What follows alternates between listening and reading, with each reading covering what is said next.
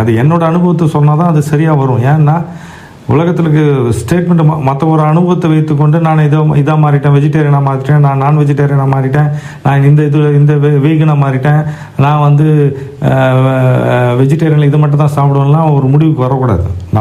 நம்மளுடைய மையப்புள்ளி எதுவாக இருக்கணும் அப்படின்னா, நம்மளுடைய மையப்புள்ளி கான்ஷியஸ் அவேக்கனிங்காக மட்டும்தான் இருக்கணும்.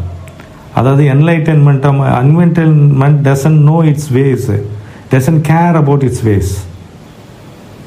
அதாவது நீங்கள் எந்த வழியில் ஞானம் அடைகிறதுலாம் முக்கியம் கிடையாது, ஞானம் அடைகிறது தான் முக்கியம். அப்போது நம்ம போகிற வழியில் வந்து எனக்கு உணவுலேயே போட்டு தொங்கி நிற்போம். நான் நான்வெஜ்ஜே சாப்பிட்றேங்க, நான் வெஜ்ஜே சாப்பிட்றேங்க, நான் வீகனாகவே இருக்கிறேங்க, நான் அதுவாகவே இருக்கேங்க, இதுவாக இருக்கிறன்றதுலாம் நமக்கு வந்து அதை பற்றி நமக்கு அக்கறை இல்லை, பெரிய அக்கறை இல்லை, அதை பற்றி பெரிய குழப்பங்கள்லாம் வச்சுக்க வேண்டியதில்லை. முதல்ல கான்ஷியஸ்னஸ் அவேக்கனிங் வரும்போது எது நமக்கு தேவை என்பது இந்த கான்ஷியஸ்னஸ், உங்களுடைய கான்ஷியஸ்னஸ் சொல்லும் ரைட்டாக தப்பான்னு. இதை பேட்டர்னாக மாற்றிக்கிட்டு இருக்கும் போது அதுவே வந்து ஒரு பெரிய ஸ்ட்ரெஸ்ஸாக உருவாயிடும் நமக்கு.